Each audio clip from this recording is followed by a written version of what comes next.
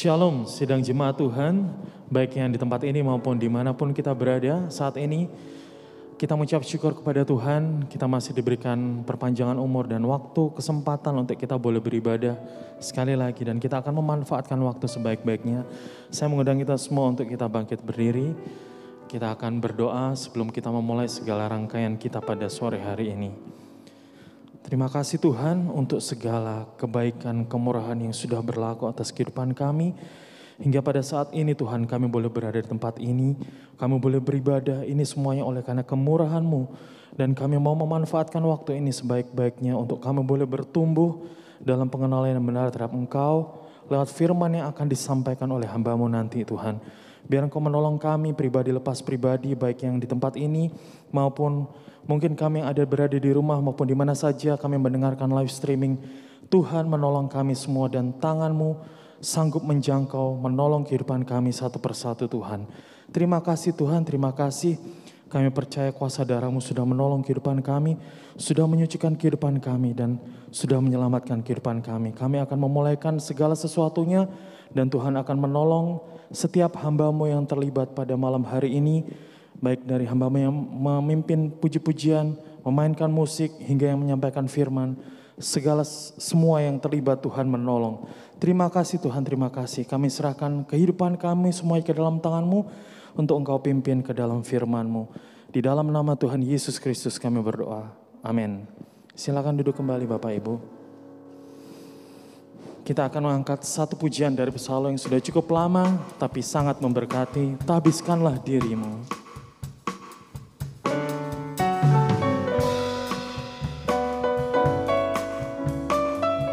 Biarlah kita mengingat kehidupan kita, tabisan kita yang sudah diselamatkan oleh kurban Kristus. Berikan hidupmu didamaikan dengan Dia. Korbannya sanggup menghapus dosa kita. Kasih-Nya berkuasa sucikan kita semua. Bila kau serahkan dirimu padanya, sebab itu marilah kita senantiasa mempersembahkan kurban syukur padanya. Ucapan bibir yang muliakan namanya, agar berkenan kepadanya. Tabiskanlah dirimu, tabiskanlah dirimu kepada Allah saja, sebab Dia yang pelihara jiwamu.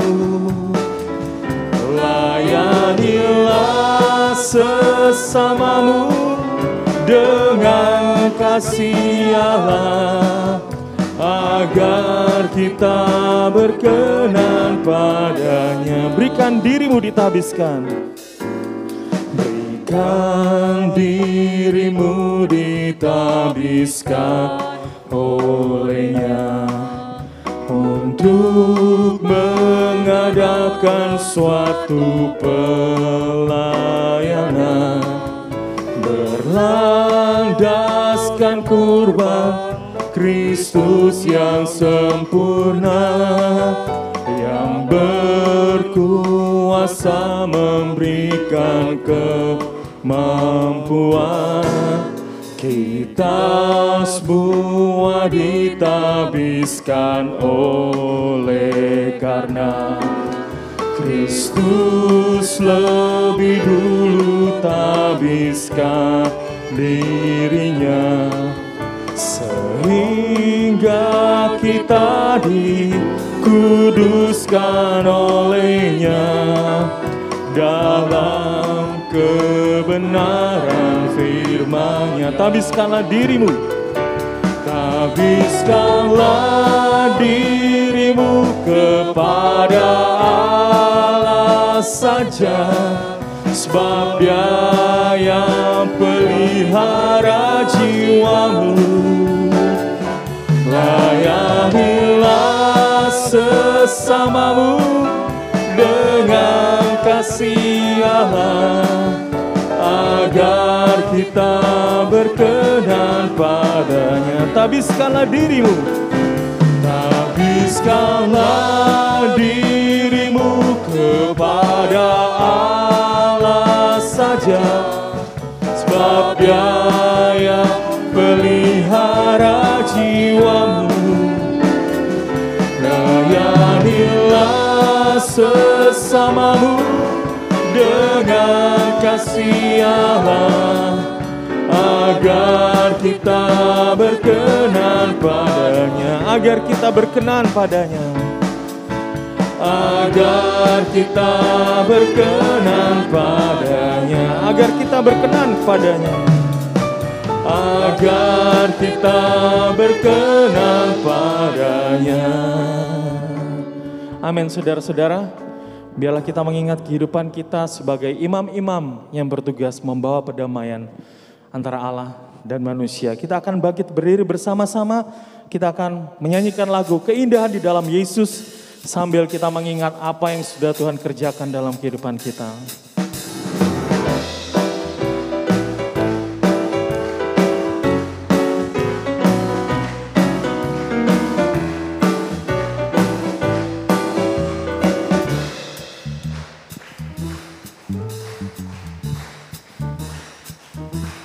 Keindahan di hadapanku, kemurahan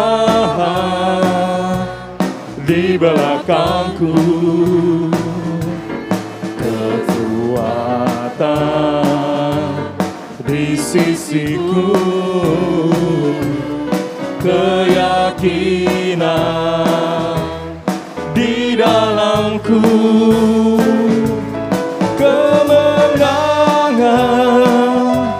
di perjalananku, kesukaan di hatiku, kedamaian dalam sanubariku, keindahan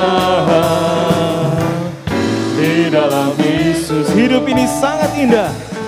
Hidup ini sangat indah dengan Yesus. Hidup ini berarti bersama Dia. Amin.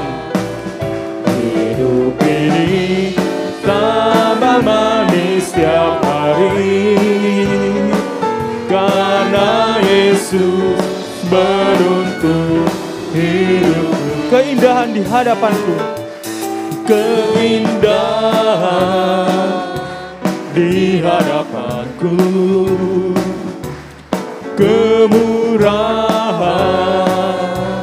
di belakangku, kekuatan di sisiku, keyakinan di dalamku, kemenangan di perjalananku, kesukaan di hatiku, kedamaian dalam sanubariku, keindahan di dalam Yesus. Hidup ini sangat indah. Hidup ini sangat indah dengan Yesus. Hidup ini berarti bersama Dia. Amin. Hidup ini tambah manis setiap hari, karena Yesus menuntut hidupku. Hidup ini sangat indah dengan Yesus.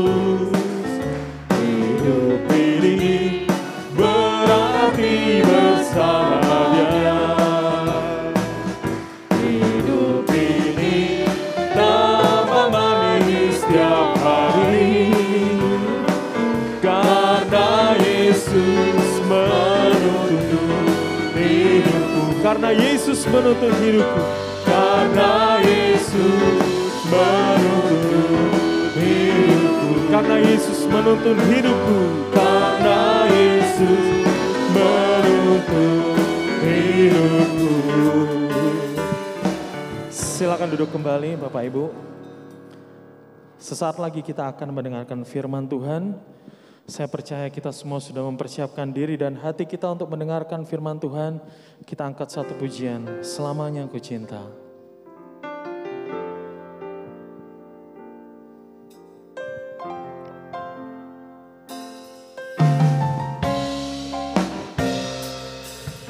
Kau telah buktikan cintamu padaku, kau membayarku dengan hidupmu.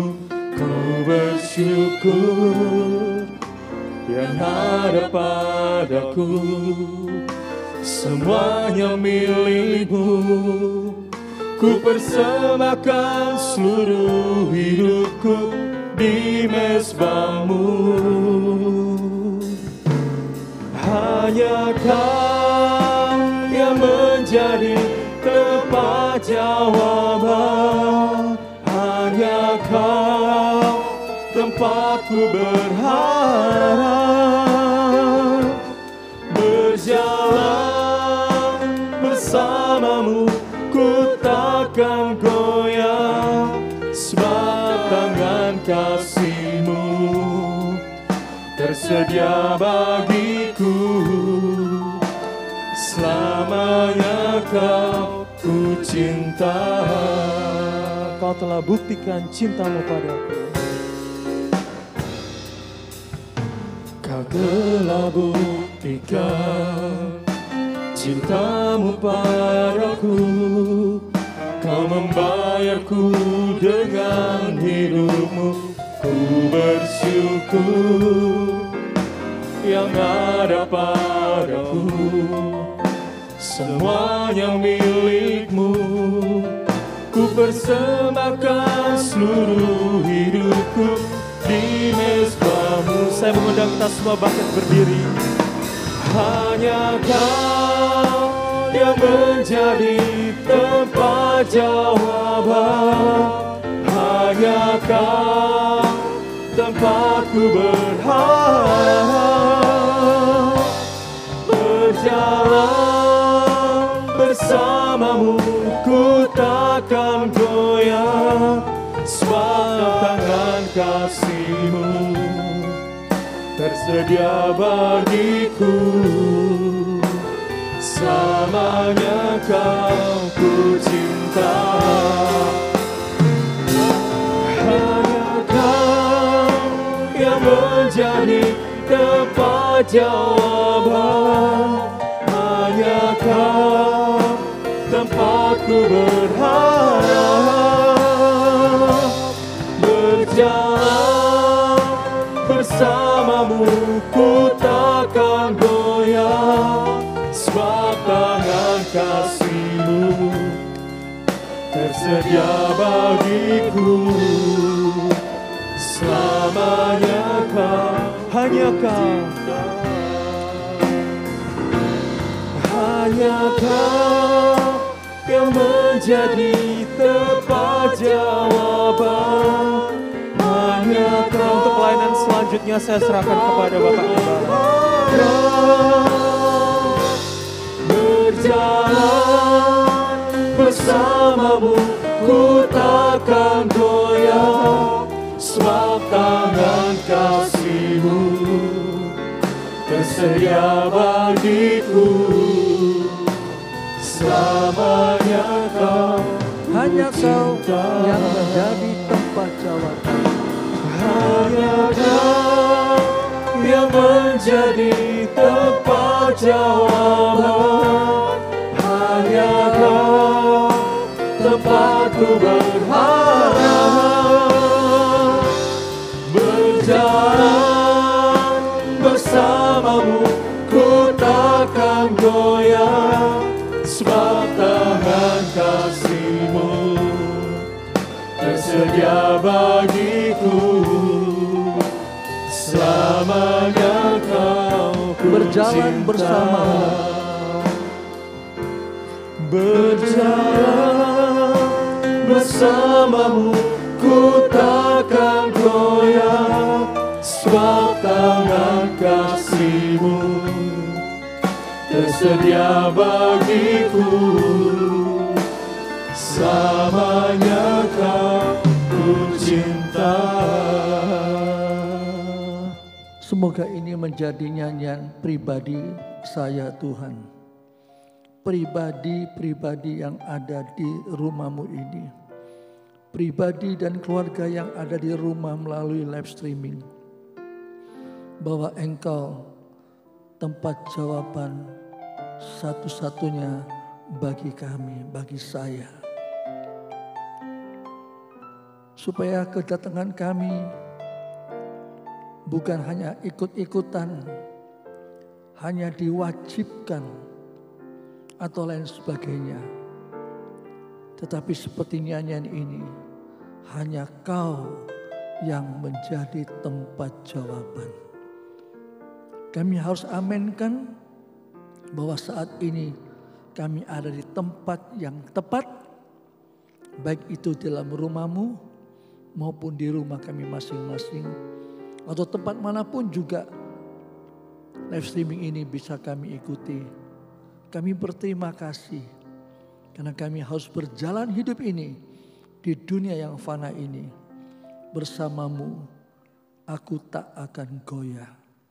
Terima kasih Tuhan, berikan kami kemurahan-Mu.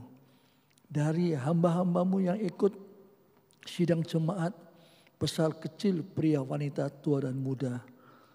Kami siap untuk semakin mengimani, mengokohkan keikutan kami kepada Engkau yang adalah satu-satunya tempat jawaban.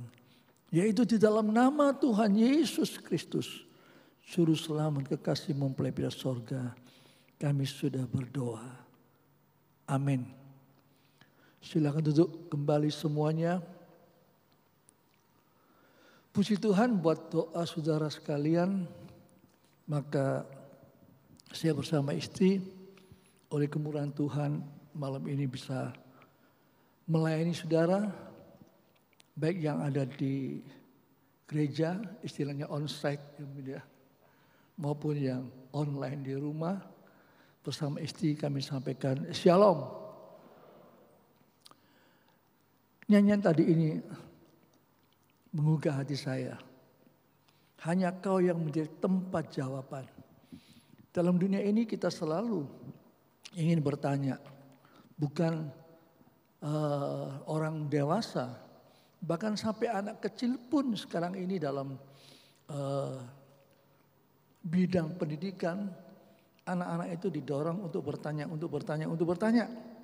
Apapun juga yang mereka dari lain zaman dulu cuma dicekoi, orang Jawa mengatakan hafal ini, hafal ini, hafal ini. Tetapi sekarang suka bertanya untuk mencari jawaban yang tepat. Tentunya tiap-tiap sekolah mengupayakan gurunya memberikan jawaban yang tepat. Dan saya harus katakan sungguh-sungguh bahwa kalau kita nyanyikan lagu ini, hanya Kau yang menjadi tempat jawaban. Saya harus bersama Pak Pun jujur, bukan kami ini tempatnya. Karena hanya Kau, bukan hanya Pundiono, hanya Budiono, bukan hanya Pak Didi ya. Hanya Kau. Kita tentunya tahu Yesus. Sangat gampang Yesus ya. Ya memang betul Yesus. Tetapi Yesus ini yang firman ini loh. Banyak kali kita lihat dunia dewasa ini penuh dengan segala kebingungan. Ya, mencari jawaban dari segala tempat. Kadang-kadang ngawur, kadang-kadang mitos, kadang-kadang berhala, kadang-kadang wah ngeri sekali. Tetapi saya ingin sederhana dulu untuk refrain ini menjadi iman kita, menjadi kesungguhan hati kita. hanya kau, hanya firman Allah ini menjadi tempat jawaban. Ya, kami hanya mengajak saudara. Betul-betul saya mempunyai satu ayat yang sangat-sangat ya meyakinkan saya. Lebih baik kita baca bersama-sama dulu ya. Dalam Injil Yohanes pasal yang ke-16 kalau tidak salah saya teringat itu. Ya, ayat 12. Yohanes pasal 16 ayat 12 dan seterusnya. Masih banyak hal yang harus kukatakan kepadamu, tetapi sekarang kamu belum dapat menanggungnya. Tetapi apabila Ia datang, yaitu Roh kebenaran, Ia akan memimpin kamu ke dalam seluruh kebenaran. Sebab Ia tidak akan berkata-kata dari dirinya sendiri, tetapi segala sesuatu yang didengarnya, itulah yang akan dikatakannya. Dan Ia akan memberitakan kepadamu hal-hal yang akan datang. Ia akan memuliakan aku, sebab Ia akan memberitakan kepadamu apa yang diterimanya daripadaku. Ya, terima kasih sampai sini saja. Tentunya kita semua sudah tahu ayat ini. Bahkan beberapa hari lagi gereja-gereja mengingat hari Pentakosta, hari penturunan Roh Kudus. Ya, tetapi pertanyaannya adalah apakah kita masih mengandalkan Roh Kudus untuk mendapat jawaban yang kita tanya atas problem kita, tetapi ada di dalam Alkitab. Ya, ini yang penting sekali. Ya, sebab seringkali kita orang Kristen tetapi tidak mengandalkan lagi Roh Kudus. Karena di sini katakan, Yesus sendiri katakan kamu tidak mampu. Betul-betul tidak mampu 3,5 tahun rasul-rasul itu belum dipenuhi Roh Kudus, tidak tahu sama sekali. Ya, bahkan pada hari terakhir waktu Yesus naik ke surga, mereka masih tidak mengerti, masih bingung. Yesus guru, apa sekarang ini kamu mendirikan kerajaan Israel? Masih tidak mengerti. Sudah dijelaskan kepada dua orang yang menuju Emmaus. Tidak ngerti, sesudah ngerti, tidak ngerti lagi. Sesudah hatinya panas karena korbannya, karena penjelasan dari Yesus. Lalu mereka sadar, oh ini Yesus. Tiba-tiba Yesus raib. Lupa lagi. Kenapa? Karena Roh Kudus belum ada waktu itu. Dan juga saya khawatirnya akhir zaman ini Roh Kudus hanya sebagai satu simbol saja. Tidak merupakan pribadi Allah yang ada dalam hati saudara dan saya. Akan saya tunjukkan ayatnya nanti, tapi bukan sekarang. Ya, supaya kita diyakinkan bahwa ini ayat firman Allah.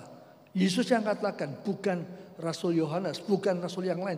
Yesus sendiri yang katakan. Coba diulangi lagi sedikit ayat itu, ayat yang ke-12.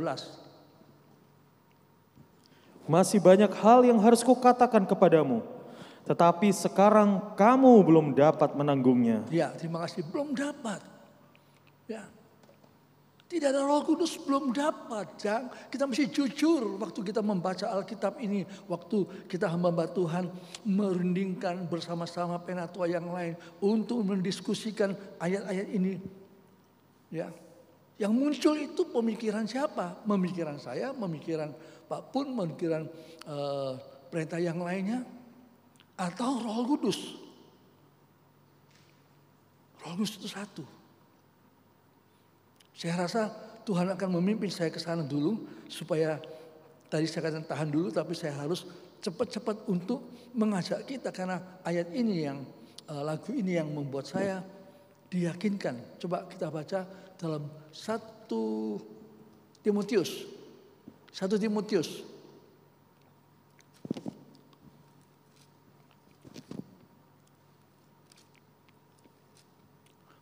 Maksud saya 2 Timotius, bukan 1 Timotius. 2 Timotius pasal 1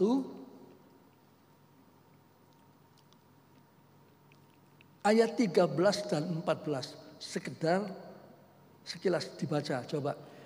Peganglah segala sesuatu yang telah engkau dengar daripadaku, Ya, sebagai contoh ajaran yang sehat, Dan lakukanlah itu dalam iman dan kasih dalam Kristus Yesus. Terus, Peliharalah harta yang indah yang telah dipercayakannya kepada kita oleh Roh Kudus yang diam di dalam kita. oleh Roh Kudus yang diam di dalam kita. Coba sama-sama kita baca ayat yang ke-14 ya. Sama-sama baca 2, 3. Peliharalah harta yang indah yang telah dipercayakannya kepada kita oleh Roh Kudus yang diam di dalam kita. Amin. Kok enggak ada aminnya? Sekarang dipaksa amin baru amin. Nah, itu enggak jujur itu. Ya. Amin enggak saudara? Kalau amin sebenarnya gampang. Waktu kita mendengar firman Allah, kita akan mendengarkan ada Roh Kudus yang membawa pendeta itu, yang membawa pembicara itu sudah masuk dalam seluruh kebenaran, seluruh kemerdekaan, seluruh jawaban hamba Tuhan itu. Dan kalau kita yang terima, aminkan, kita sudah mendapat jawaban. Ya. Kita nanti akan kembali review mengenai pribadi Timotius ini. Karena tadi yang saya ajak saudara baca itu surat Rasul Paulus kepada Timotius. Ya, Roh Kudus di mana? Oh, Roh Kudus hanya pada zaman rasul-rasul itu. Atau aliran Pentakosta, wah itu hanya untuk pendeta, hanya untuk gembala, hanya untuk penginjil. Ya, coba tolong dilihat lagi, bacakan ayat yang ke-14 itu, ditekankan pelan-pelan. Peliharalah harta yang indah. Peliharalah harta yang indah. Saya tidak uraikan dulu terus. Yang telah dipercayakannya kepada kita. Yang telah dipercayakannya kepada kita. Oleh Roh Kudus yang diam di dalam kita. Oleh Roh Kudus yang diam di dalam Kita. Di dalam Kita. Di dalam Paulus Budiono dong. Bukan di dalam kalian. Ini gembala. Ini pendeta. Baru ada Roh Kudus. Kalian bukan pendeta. Enggak ada Roh Kudus. Ya. Roh Kudus itu siapa? Untuk pendeta atau untuk gereja? Untuk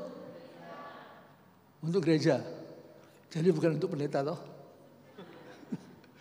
Saya tanya, untuk pendeta atau untuk gereja? Untuk gereja. Jadi pendeta tidak dapat. Dikatakan untuk kita, di dalam kita. Ini luar biasa. Tadi kami sharing, ya, kita dikuatkan luar biasa. Roh Kudus ada di dalam kita. Dia yang menuntun kita. Khotbah ini benar enggak? Khotbah itu betul enggak? Khotbah ini kok keras sekali. Khotbah itu kan enak.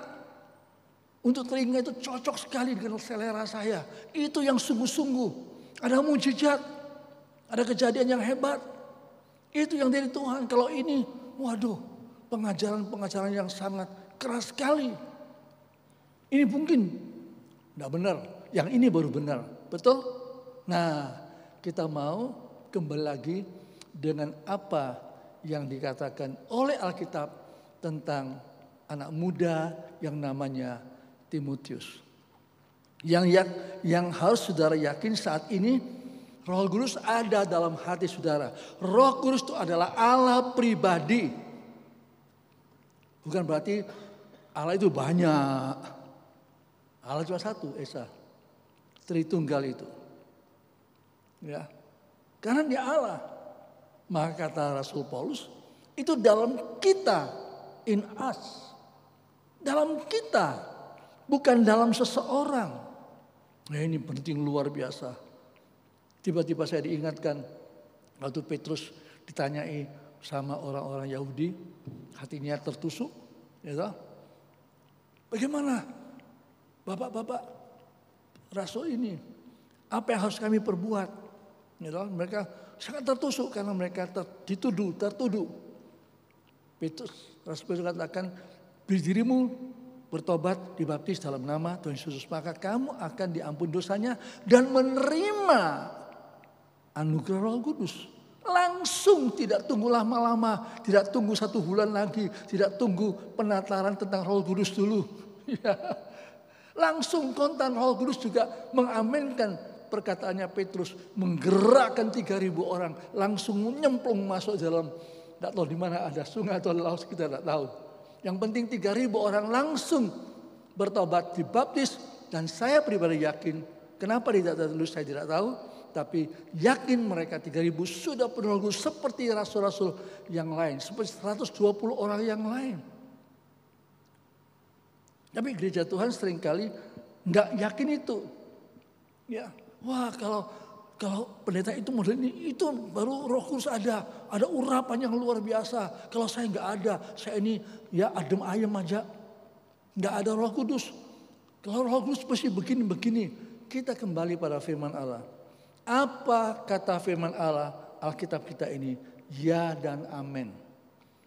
Saya mesti bertanggung jawab bersama Muda Pundiono. Yang saat ini ada di sini, saudara boleh mengecek apa yang kami sampaikan, apa yang kami jabarkan. Jikalau ada yang tidak tepat, tanya. Karena ini PA. Karena itu kami sudah memasuki terobosan, supaya kalau ada pertanyaan, tanya. Tapi ini sangat serius. Karena Roh Kudus yang ambil peranan penting untuk menjelaskan Alkitab yang diilhami oleh Roh Kudus sendiri kepada 40 lebih penulis-penulis yang luar biasa. Bukan ilmunya, bukan kepandaiannya, bukan tingkatnya. Justru orang-orang yang sangat-sangat sederhana. Tapi Roh Kudus bukan sederhana. Roh Kudus luar biasa, dia Allah sendiri. Saya sangat diyakinkan. Manusia belum sempurna, bisa keliru. Seperti Timotius kita mempelajarinya. Ya, satu waktu kita menemukan sisi yang baik dari dia. Lain kali kita menemukan sisi lemahnya daripada Timotius. Dan seterusnya dan seterusnya. Ya, ini memberikan kita suatu pengertian, jangan manusia itu disanjung-sanjung, dikultus individukan. Justru Roh Kudus yang ada, Roh Kudus akan menolong saya dan saudara untuk menghargai semua anggota tubuh yang adalah milik Tuhan, yang dihuni oleh Roh Kudus Allah sendiri. Mari kita akan sedikit review kembali apa yang sudah kita dengar pada Jumat yang lalu, ya, maka malam ini kita akan tentunya segera, ya, karena diyakinkan oleh ayat firman Allah, maka saya sama Pak Pun dan juga yang lainnya dalam diskusi pada Rebu yang lalu, ya, kita semakin sepakat kita mau belajar karena Alkitab ini sempurna. Karena sudah ditulis, diilhami oleh Roh Kudus, maka tidak perlu diragukan lagi. Hanya kita membutuhkan penjelasan-penjelasan yang sesuai dengan kondisi kita sekarang ini. Itu sebabnya waktu Rasul Paulus Tuhan panggil, dia mempunyai kitab-kitab Taurat yang banyak untuk berdiskusi dengan orang Yahudi. Waktu dia menginjil, ya, di daerah-daerah yang orang kafir, dia juga membawa Alkitab yang sudah ada. Waktu itu adalah kitab Musa, kitab Taurat. Sekarang kita ini sudah ada Alkitab, maka saya dan Pak Bun dan yang lain-lainnya mohon bantuan doa dari saudara sekalian untuk mendoakan. Karena firman Allah itu sempurna, maka jawabannya pasti sempurna. Tetapi bukan sempurna yang sempit yang kita punya pikiran, tapi sempurnanya daripada Allah yang luar biasa. Ayo kita akan sedikit saya sampaikan, setelah itu nanti Pak Pur akan lebih menjelaskan dengan peta dan segala macam yang sangat-sangat indah sekali. Kita tahu Timotius, ya, kita sudah mempelajari bagaimana dia itu mempunyai satu kehidupan yang dari waktu pertama kali Rasul Paulus ketemu dia sudah cukup lama dikenal oleh orang-orang yang di Listra dan di Ikonio adalah anak muda yang luar biasa. Sekalipun dia ini bukan orang Yahudi murni, dia campuran, papanya orang Yunani, mamanya orang Yahudi, maka dia sendiri adalah ya campuran tetapi memiliki iman sama seperti imannya neneknya, sama seperti iman dari mamanya. Dan ini yang dipilih oleh Rasul Paulus. Kemudian sekian lama kita mempelajari dirinya. Kita menemukan dalam ayat firman Allah. Kita hanya menemukan dalam Alkitab ini riwayat-riwayat kondisi daripada Timotius. Belum selesai. Malam ini kita akan maju selangkah dalam pembahasan kita ini. Supaya saudara dan saya kalau yakin, semakin yakin. Ya, jangan sampai kita tidak yakin. Kalau tidak yakin bilang Tuhan kenapa saya tidak yakin. Kita mesti yakin Alkitab ini firman Allah. Sehingga begitu kalau kita dengar firman Allah, hati kita disentuh. Ini hidup. Karena huruf itu mematikan kata Yesus, tetapi roh itu yang menghidupkan. Jadi kalau kita ada roh kudus dalam hati kita, kita baca Alkitab, kita hidup. Kita akan tidak mungkin meninggalkan ibadah. Kita akan begitu senang. Bukan ibadah itu suatu kewajiban yang agamawi, tidak. Tetapi ini sesuatu yang sangat luar biasa. Mari langsungkan. Ya, terima kasih Bapak Gembala. Jadi tadi sudah disampaikan betapa peran Roh Kudus itu sebetulnya memang tidak dinyatakan, tidak ditulis. Kalau kita baca kembali di Kisah Para Rasul pasal 16, mulai di ayat yang pertama itu, kita tidak usah baca, memang tidak dijelaskan apakah Timotius itu sudah menerima Roh Kudus. Tetapi perkataan seorang murid, nah ini yang paling penting. Jadi kualifikasi atau segala sesuatu yang dibutuhkan oleh seseorang untuk menjadi seorang murid. Kalau dia disebut di dalam Alkitab itu murid, maka dia adalah seorang yang sudah bertobat, percaya, bertobat, dibaptis, itu sudah sangat jelas sekali karena diawali Kisah Para Rasul 2, seperti dikatakan Bapak Gembala, dan menerima Roh Kudus dan karunia-karunia-Nya. Maka dalam perjalanan tadi sudah kita baca di 2 Timotius pasal 1 itu, bagaimana Timotius itu diingatkan terus oleh Paulus. Demikian juga sifat dari pemberitaan firman Tuhan di gereja kita juga, di gereja di mana-mana. Apa sih gunanya kita bersekutu bersama-sama? Salah satunya mengingatkan. Kalau dulu Paulus mengingatkan secara pribadi hanya lewat surat begitu saja. Maka kita berkumpul di sini, kita kembali diingatkan. Waktu kami juga berunding untuk mendiskusikan segala sesuatu yang akan disampaikan. Kembali kami diingatkan dan saling mengingatkan satu sama lain. Saling menguatkan satu sama lain. Nah itu mengapa? Karena kami semua memiliki Roh Kudus. Kita diingatkan dan kita bergairah. Mengapa? Karena memiliki Roh Kudus. Nah ini Timotius.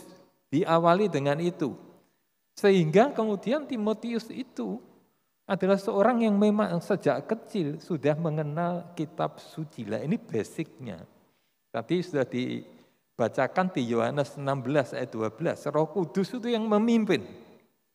Kalau kita memiliki Roh Kudus, mari kita dipimpin Roh Kudus dengan apa? Membaca. Ada suatu gairah membaca.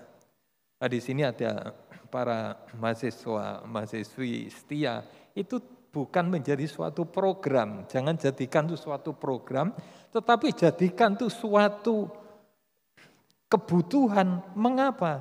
Karena setiap kita menerima Roh Kudus.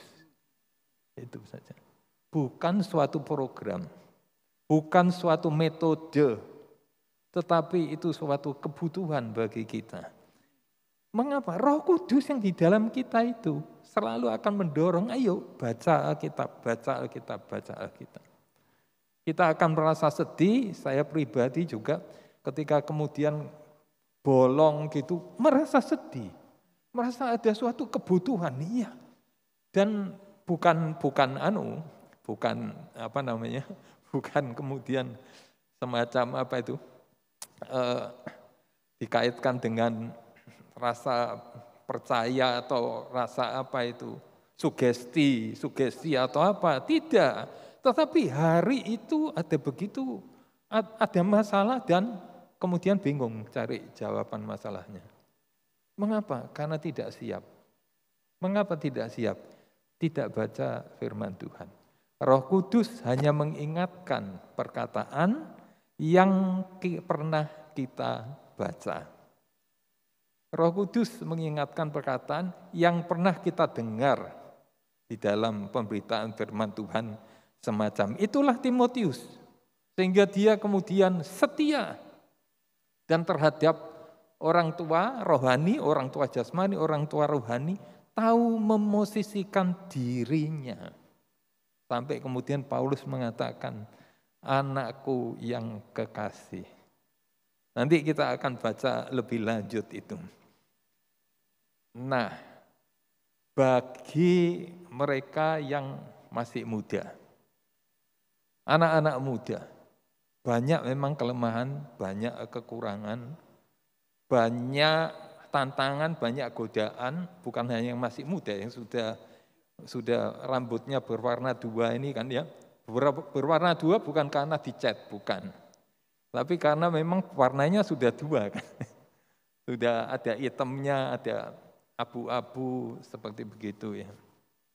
Waktu saya potong rambut, yang potong rambut bilang, Bapak ini yang bagian bawah ini masih hitam loh Pak. Tapi kenapa yang di atasnya kok sudah memutih? Nah yaitu apa? Namanya berwarna dua kan, hitam putih. Bukan acara yang di TV itu bukan. Tapi yang di rambut. Nah seperti begitu itu. Seperti itu. Kita punya kelemahan kita masing-masing. Ya kan? Ada rasa minder, itulah Timotius. Ada rasa minder, ada rasa takut, ada rasa malu sebagai anak muda karena ancaman-ancaman yang ada. Mengikut Paulus ini bukan perjalanan yang mudah. Mengikut Paulus ini perjalanan yang punya konsekuensi. Coba tolong diperlihatkan, kita lihat peta. Ini semua peta. Asalnya Timotius mana? Listra, yang warna hijau itu, lingkaran hijau Listra. Tetapi mengikut Paulus dibawa untuk ke kota-kota yang ada itu warna merah. Listra di provinsi Galatia. Tetapi mengikut Paulus, perjalanan misi, bukan mengikut Paulusnya, mengikut Tuhan sebagai tawanan roh. Nah ini di Kisah Para Rasul 19 yang sangat jelas sekali. Tawanan roh.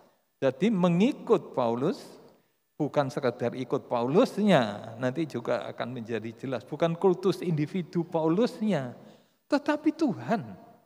Roh, tawanan roh.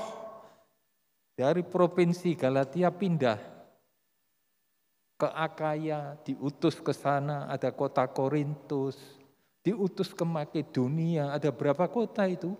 Berea, Tesalonika, Filipi, diutus ke Asia, jauh ataupun dekat.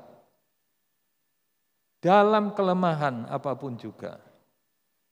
Kalau kita ini membawa hidup ini untuk dipimpin Roh Kudus. Roh Kudus itu membawa kita tadi, sudah kita baca. Bukan hanya untuk tahu jawaban permasalahan saat ini, tetapi yang akan datang. Nah ini kalau kita membaca Alkitab, kita selalu diingatkan kepada yang akan datang. Itu hidup itu selalu bergairah.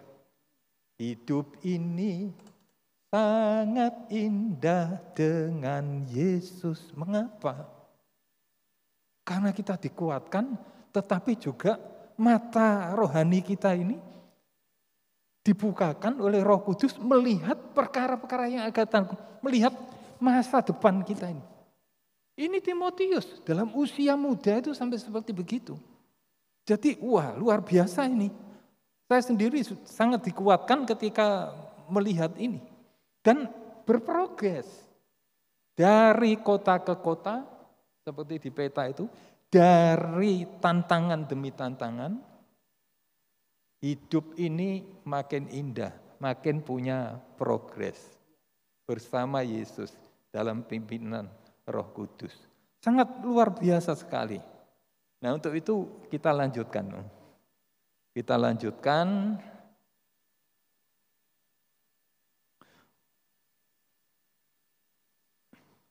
Warga kerajaan surga yang memuridkan.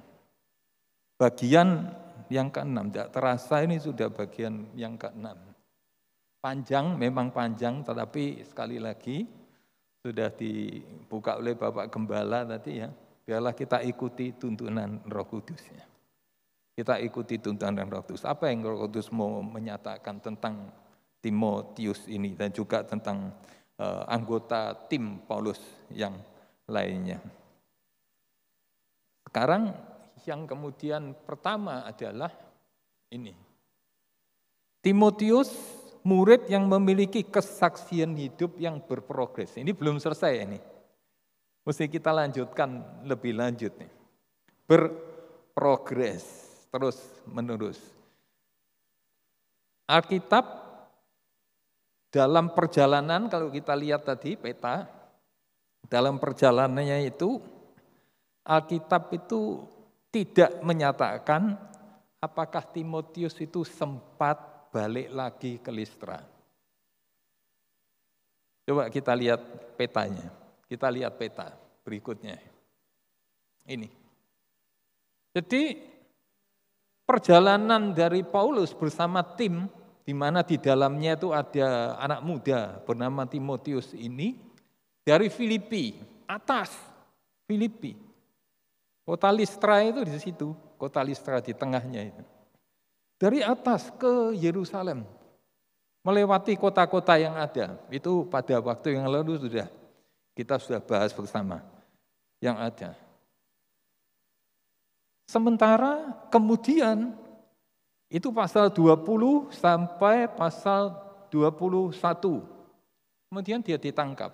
Timotius ditangkap, Paulus ditangkap. Timotius tentu menunggu. Gimana ini nasibnya? Diadili, nunggu keputusan pengadilan itu bagaimana. Tapi kemudian akhirnya diputuskan. Paulus sendiri kemudian memutuskan Roma. Oleh sebab ada malaikat Tuhan yang menyatakan diri. Dalam hidup kita tidak perlu nunggu pernyataan malaikat, nunggu mimpi, nunggu penglihatan. Enggak. Firman Tuhan ini sudah lengkap. Kalau di zaman kisah para rasul itu perjanjian baru belum ada. Tadi sampaikan Bapak Gembala, masih kitab Taurat, masih gulungan kitab-kitab perjanjian lama. Sekarang perjanjian baru ini sudah ada.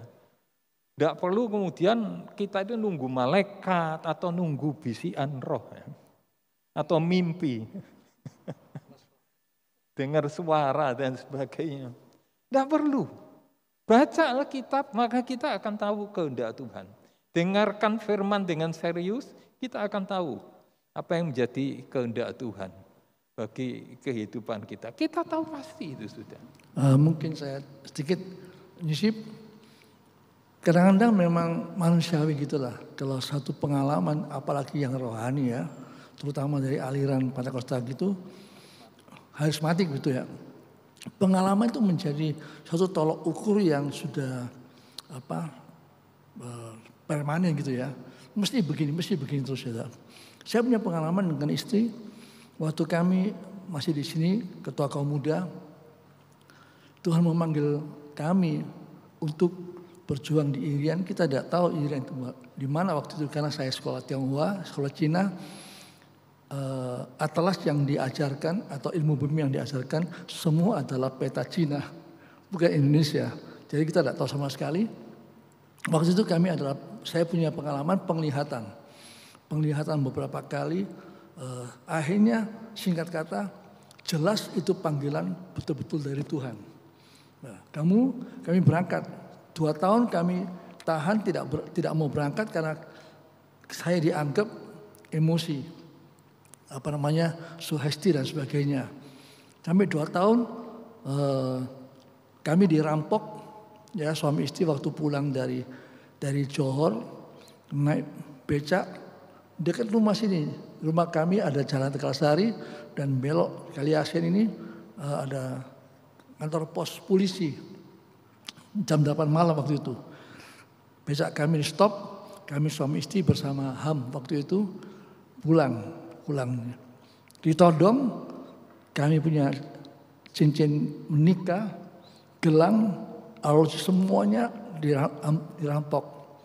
Dan yang terakhir, perampok itu mengatakan, maafkan saya pinjam istrimu 1 malam.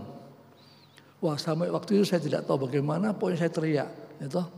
Yesus tolong saya. Tidak tahu bagaimana ya, akhirnya perampok-perampok itu pergi dengan becak juga. Saya juga becak, kemudian kami sampai.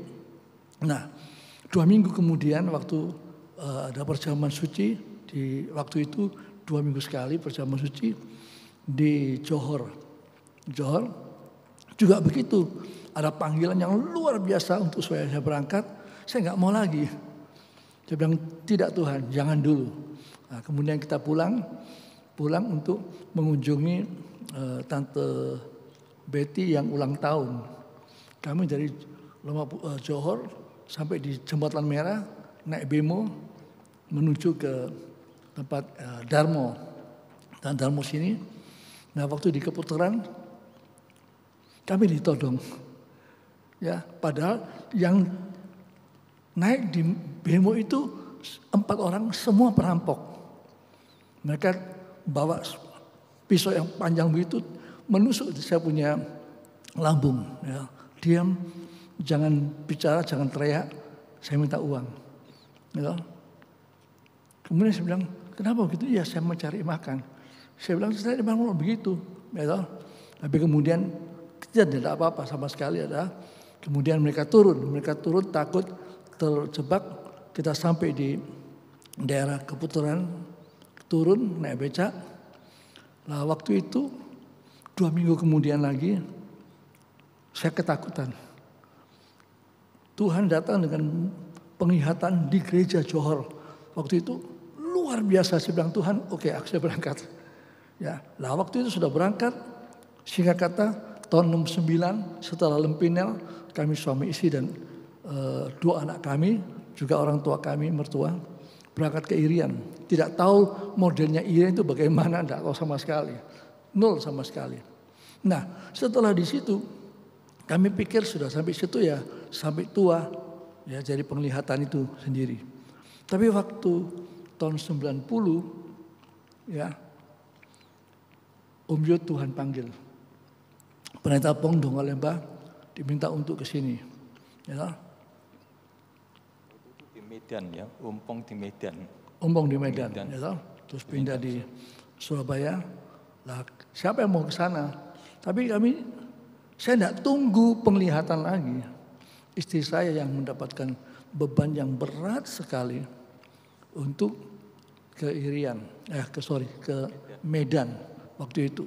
Nah, kemudian saya menyampaikan firman Tuhan di Irian, mengatakan siapa yang membajak kalau menoleh ke belakang tidak layak untuk menjadi milikku. Tuhan ingatkan, kamu di Irian sukses secara fisik, diberkati luar biasa sampai mendapatkan 5 hektar untuk sekolah. Ya, kalau kamu mengingat ke belakang kesuksesan kamu itu, kamu tidak layak untuk kupakai. Wah, kita nangis setengah hati. Jadi untuk kedua kalinya kita berangkat ke Medan itu bukan penglihatan, tetapi beban yang ada, beban pelayanan itu. Jadi beda. Jadi kami punya pengalaman dan sampai akhirnya kembali di sini juga demikian. Bukan karena penglihatan, juga bukan karena sesuatu hal, tapi ada sesuatu yang saya katakan Tuhan izinkan istri saya harus kehilangan ingatan 2,5 jam dalam peristiwa serah terima itu. Hilang sampai sekarang tidak tahu apa yang terjadi. 2,5 jam. Sampai saya waktu kaget setengah mati. Waktu kita sudah siap-siap cover mau berangkat. Tante bilang, "Bah, ngapain? Ini kok ada banyak cover, mau gimana?" Ngeri sekali waktu itu. Saya tidak bisa omong, dia bilang, tensi tinggi sekali darahnya. Ya, akhirnya dokter mengatakan itu adalah kesedihan yang sangat mendalam. Ya. Cinta jiwa-jiwa di Medan, cinta jiwa-jiwa di Surabaya, yang mana yang harus dimulai. Ya, sampai akhirnya tidak bisa tahan. Hilang 2 jam sampai sekarang enggak ingat lah sama sekarang. Tapi untung masih bisa ingat saya. Tuhan itu luar biasa. Itu sebabnya sedikit pengalaman supaya bisa terjadi penglihatan atau apa saja. Tapi jangan itu menjadi sesuatu. Akhirnya kalau saya sebagai gembala mengajak sidang cepat. Kalau kamu sesuatu itu berdoa sampai ketemu, sampai melihat penglihatan. Nah itu tidak boleh. Itu sudah sangat berbahaya sekali.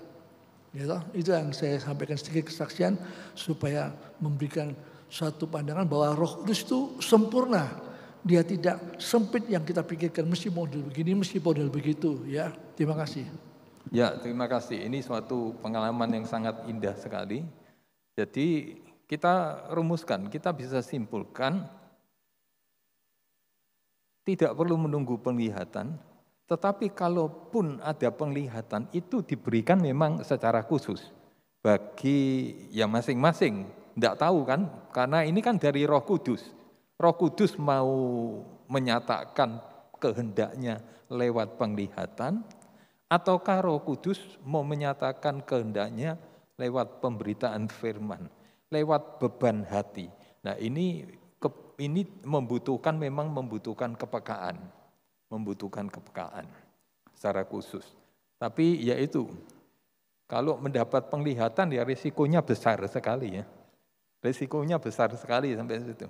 Maksudnya gini, apapun yang kemudian dinyatakan oleh Tuhan, apakah lewat firman atau lewat penglihatan atau lewat mimpi atau lewat apa, kata kuncinya satu ya, kita harus taat. Kita harus taat. Karena itu dari Tuhan. Nah, Roh Kudus juga harus diuji, dikonfirmasi. Nah, nanti kita akan bisa melihat itu lebih lanjut. Jadi kalau kita melihat perjalanan dari, coba tolong petanya tadi.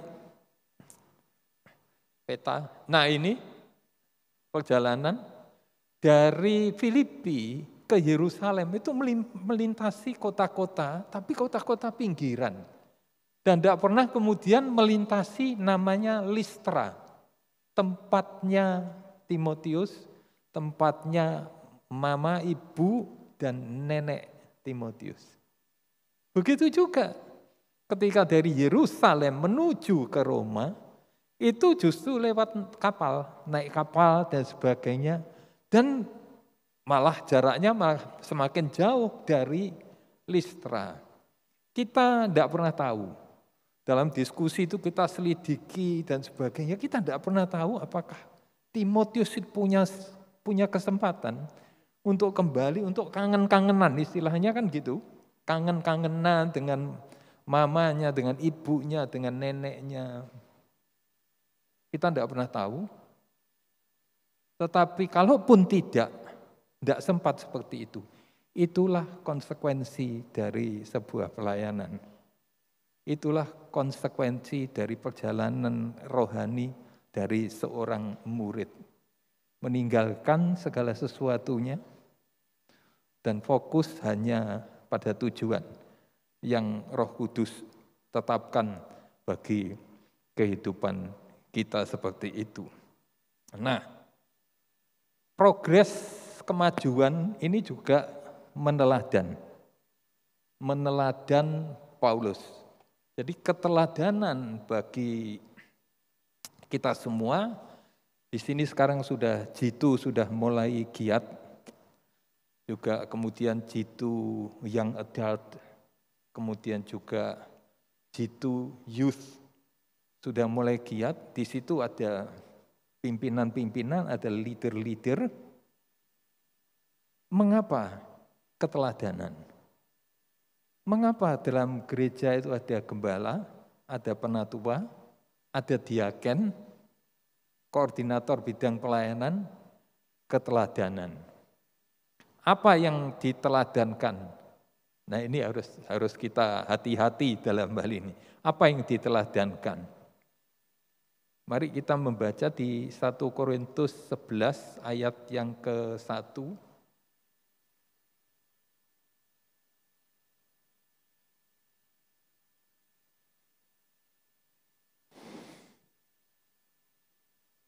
1 Korintus 11 ayat yang ke-1.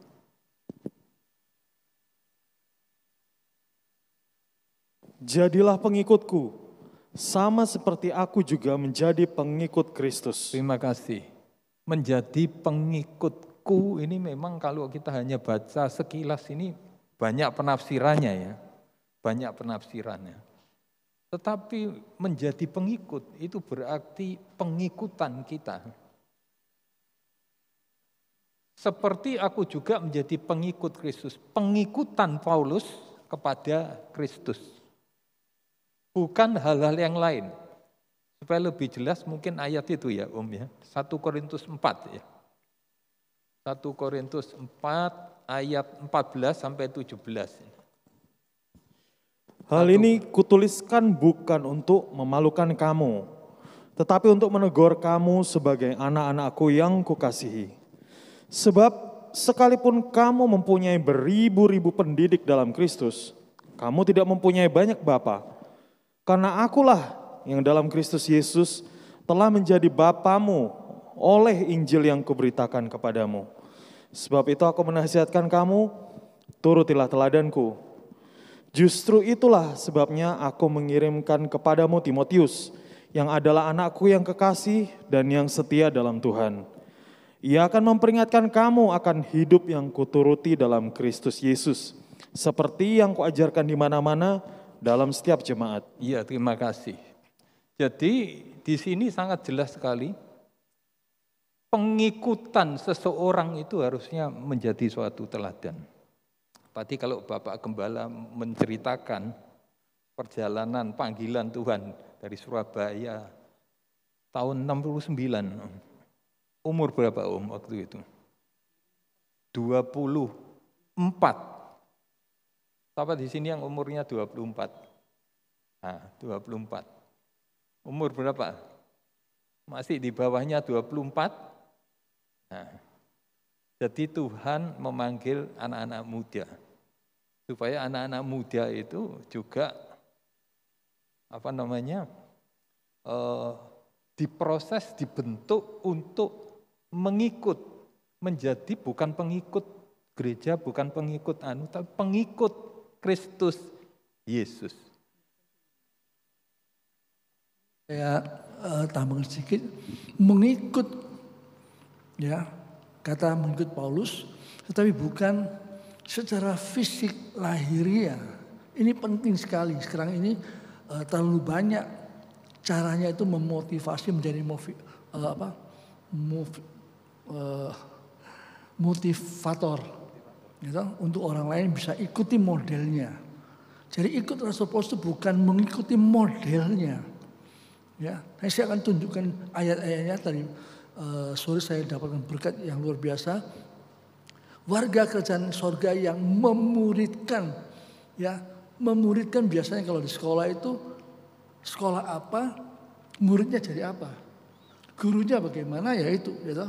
Nah itu kalau diterapkan dalam kegerejaan sebenarnya tidak boleh, ya.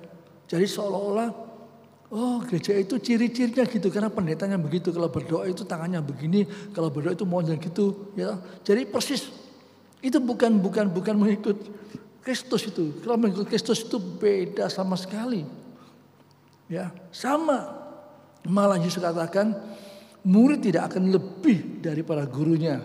Bagaimana gurunya ya itu sudah, ya. Dan gurunya yang mengatakan siapa yang mau menjadi muridku, dia harus menyangkal diri, memikul salib tiap-tiap hari dan mengikut Yesus. Itu murid.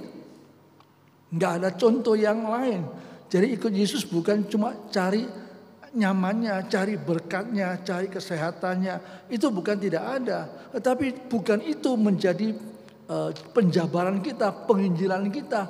Terima Yesus semuanya beres semua. Terima Yesus semua akan selesai semua itu. Itu omongannya tidak bertanggung jawab.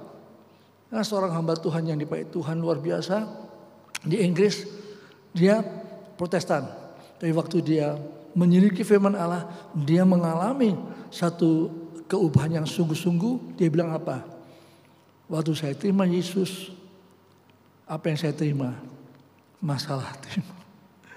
Masalah dia diejek karena dia Protestan. Dia terima Yesus, dia dibaptis salam, mulai dia diejek. Bagaimana waktu terima Roh Kudus? Sesudah terima Roh Kudus, masalah lebih banyak lagi. Kenapa? Penyucian karakter itu mulai terjadi. Itu sebabnya saya menemukan di sini kata Yesus sendiri. Tiap-tiap hari, tolong dibacakan ini aja, satu aja, tidak usah banyak. Injil Lukas pasal 9 ayat 23.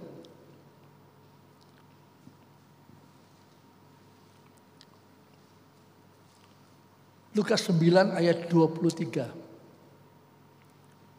Katanya kepada mereka semua, setiap orang yang mau mengikut aku, Setiap orang yang mau mengikut aku, ia harus menyangkal dirinya, ia harus menyangkal dirinya, memikul salibnya setiap hari, memikul salibnya setiap hari, dan mengikut aku. dan mengikut aku. Ini kata Yesus. Diteguhkan oleh Roh Kudus yang menggerakkan Dr. Lukas untuk mencatatnya. Lalu bagaimana dengan kita? Ikut Yesus supaya semua hal-hal jasmani terselesaikan. Gak salah. Tapi bukan itu kedatangan Yesus dalam dunia ini, bukan untuk menyelesaikan masalah-masalah duniawi yang sementara. Dia datang oleh karena menyelamatkan kita. Dengan dia memikul salibnya, dia harus tersiksa dan dia jadi contoh buat kita sekalian. Ini yang saya bisa tambahkan. Terima kasih. Iya. Nah mungkin ada yang berpikir, wah itu kan Paulus dan Timotius. Kita ini, aduh, kita siapa? Jemaat biasa. Nah kadang-kadang kita ini menurunkan status kita sendiri. Mesti ingat kita ini siapa. Kenapa kita banyak alasan, kenapa kita banyak menentang, counter dan sebagainya. Kita orang berdosa. Dosa itu berkembang dalam menolak, berkembang dalam yang mencibir dan sebagainya. Kita tidak bisa membendung hal ini. Kalau mereka suka melawan karena ada dosa, itu aja. Kalau dia sudah disucikan dosanya oleh darah Yesus, dia pasti aminkan ayat ini. Karena ini Roh Kudus. Dalam hati orang yang bertobat ada Roh Kudus. Roh Kudus tidak mungkin berlawanan dengan Roh Kudus yang menulis ayat ini yang diucapkan Yesus. Itu aja, sederhana. Iya. Jadi kalau kita memiliki Roh Kudus memberi status yang luar biasa. Anak-anak Allah. Ini. Dan Roh Kudus bukan memberikan kepada kita roh ketakutan, tetapi keberanian. Keberanian untuk apa? Untuk melayani Tuhan, untuk terjun dalam pelayanan, apapun yang menjadi konsekuensinya. Ini Roh Kudus. Jadi sekali lagi jangan kemudian ketika ditawarin satu pelayanan kemudian, waduh, saya ini kan jemaat biasa dan sebagainya.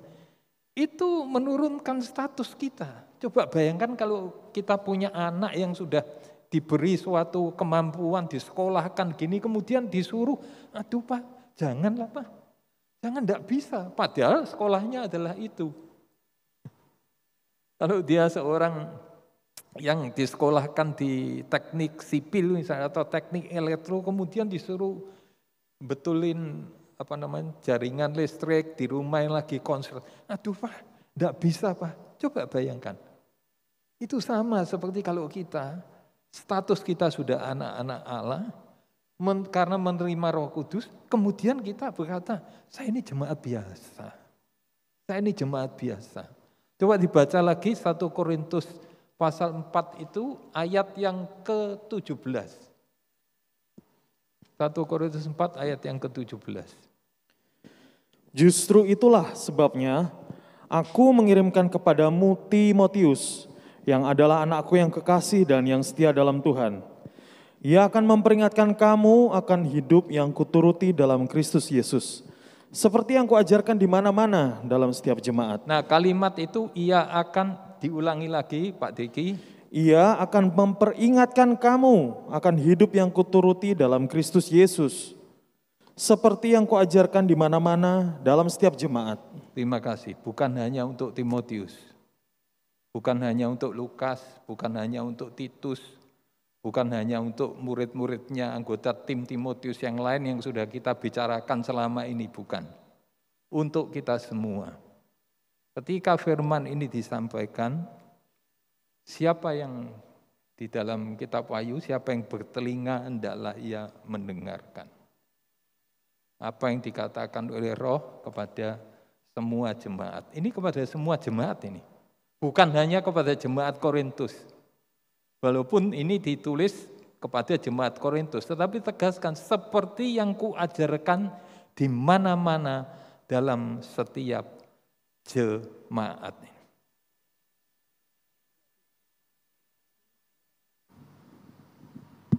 Berarti Timotius itu betul-betul bisa dipercaya oleh Rasul Paulus, bukan hanya untuk satu jemaat, tapi jemaat-jemaat yang lain. Waduh, ini bagus sekali, supaya kita juga menjadi contoh dimanapun kita berada, ya. Bukan hanya menjadi penatua yang ada di GKA misalkan, dia juga jadi penatua dimanapun juga. Ya, oke. Iya. Ketika kalau dulu masih ada program ini kan, praktek pelayanan. Apa sekarang sudah mulai lagi program praktek pelayanan? Sudah mulai. Nah itu, jadi menjadi contoh. Di mana kita ditempatkan menjadi contoh. Untuk kita itu menjadi suatu teladan. Paulus mempercayakan Timotius, dan Timotius punya progres untuk semakin bisa dipercaya. Itu sangat jelas. Peta tadi sudah menunjukkan seperti itu. Nah sekarang kita bandingkan dengan Demas. Kita bandingkan dengan Demas. Demas ini juga dipercaya. Dalam pemenjaraan Paulus yang pertama, karena itu ditulis di surat Kolose. Kolose itu adalah surat yang ditulis pada waktu Paulus dipenjara untuk pertama kali, sudah berada di Roma. Demas ada di sana. Kemudian surat Filemon. Surat Filemon. Itu surat juga ditulis ketika Paulus dalam penjara. Demas ada di sana. Demas juga menyampaikan salam. Termasuk juga Dr. Lukas. Ada di sana semua. Tetapi ketika pemenjaraan Paulus yang kedua kalinya, jadi sejarah menyatakan dia sempat dilepas, kemudian dia ditangkap lagi. Ditangkap lagi dan dipenjara. Pada pemenjaraan yang kedua, Demas kemudian dikatakan oleh Paulus mencintai dunia. Coba kita akan membaca. Kita bandingkan Timotius dan Demas ini. 2 Timotius 4 ayat 9 sampai 10a.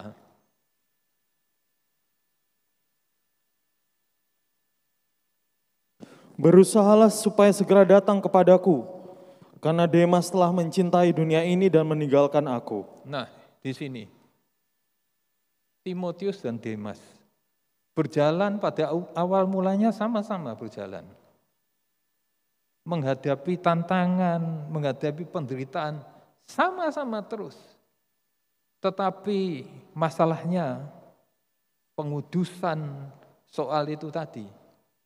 Bagaimana seseorang itu betul-betul harus siap untuk memikul salib. untuk ya sudah habis-habisan mengikuti Yesus, sudah habis-habisan. Tidak lagi memikirkan hal-hal yang jasmani. Mengapa Demas meninggalkan Paulus? Mencintai dunia. Sayang ya Om ya, sudah berjalan, sudah sampai seperti begitu, sudah sejauh itu. Tapi keinginan akan perkara-perkara dunia ini bisa muncul lagi, menggoda, dan kemudian membuat Demas ini mundur dari pelayanan. Kalau begitu bisa nggak sedikit dibandingkan dengan Yudas Iskariot?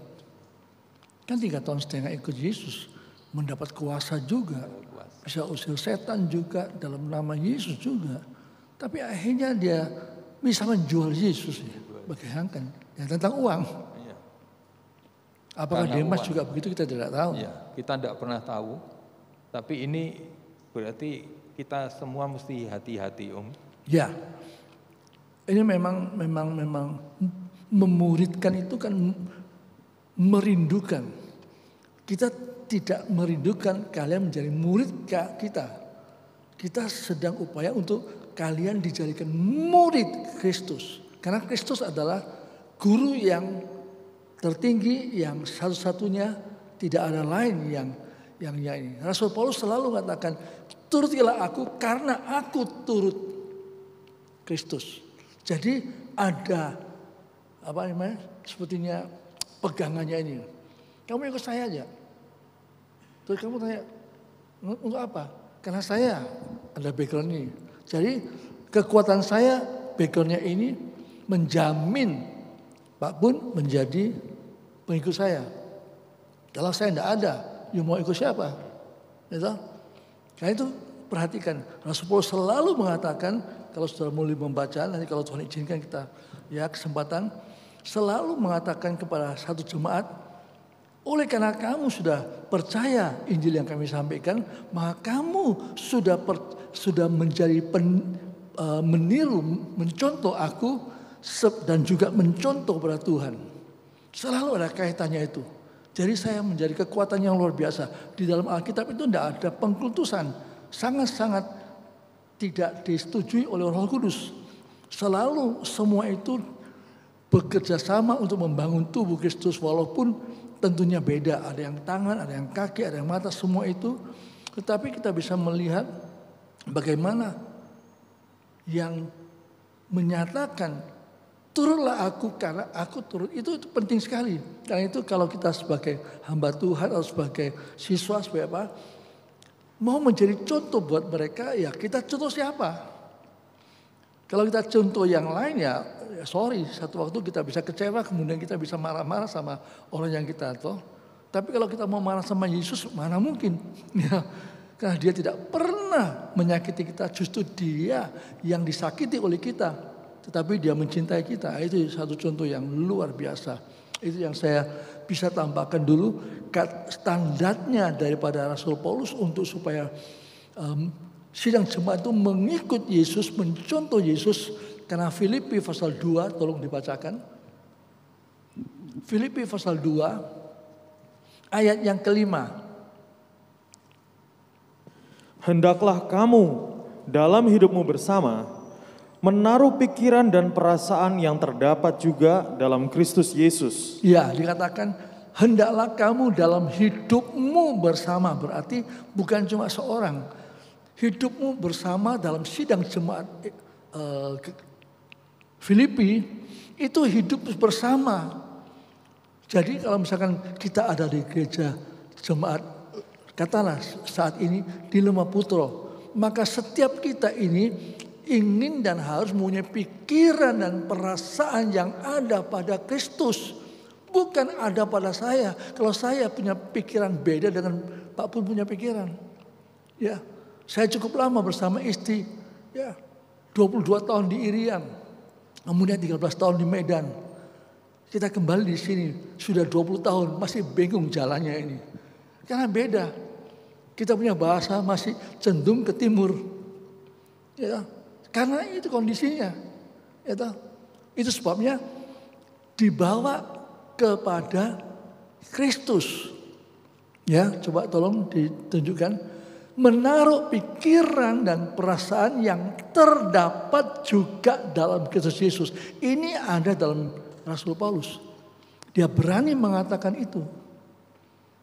Kita berani enggak omong sama suami kita, suami istri kita, percayalah pada aku karena aku percaya Yesus. Ayo. Kalau berani, selesai masalah. Saya bukan sombongin diri, tapi saya bersama istri mempunyai pengalaman yang sangat luar biasa. Saya katakan, tidak, kita satu, kapanpun juga satu saja. Stop masalah. Kita harus mempunyai keyakinan siapa di dalam kita. Roh Kudus atau roh yang lain. Roh Kudus kuat, berani, suci, sempurna. Tapi kalau roh yang lain, sorry, roh ketakutan, roh pembohong, roh manipulasi, roh munafik, segala macam. Tapi roh Kudus lain. Sedikit kita ada rasa bohong, kita sudah tertusuk hatinya. Ini sebabnya kata Rasul Paulus kepada sidang jemaat Filipi, seluruhnya harus mempunyai sama pikiran dan sama perasaan. Bagaimana bisa sama perasaan? Ya baca Alkitab, itu perasaan Yesus. Bagaimana perasaan? Ya pikiran. Ya ini pikiran Tuhan yang menciptakan langit dan bumi. Kejadian sampai Wahyu luar biasa. Ya toh? Tapi yang lebih daripada itu adalah waktu Yesus dikatakan di sini, dia mengosongkan diri di hari salib. Kenapa dia mati di salib? Kita baca ayat-ayat yang terakhir, Ibrani pasal 1. Ayo kita baca ya, Ibrani pasal 1. Ayat pertama mulai. Setelah pada zaman dahulu Allah berulang kali dan dalam pelbagai cara berbicara kepada nenek moyang kita dengan perantaraan nabi-nabi, Ya. maka pada zaman akhir ini Ia telah berbicara kepada kita dengan perantaraan anaknya. Perantara anaknya. Jangan sampai main-main kita dengan firman Tuhan. Terus? Yang telah Ia tetapkan sebagai yang berhak menerima segala yang ada. Oh luar biasa. Teruskan. Oleh Dia, Allah telah menjadikan alam semesta. Wow hebat sekali. Terus? Ia adalah cahaya kemuliaan Allah Ya. dan gambar wujud Allah. Ya. Dan menopang segala yang ada dengan firman-Nya yang penuh kekuasaan. Perhatikan. Dan setelah Ia selesai mengadakan penyucian dosa. Diki, baca itu tekankan pelan-pelan yang pasti.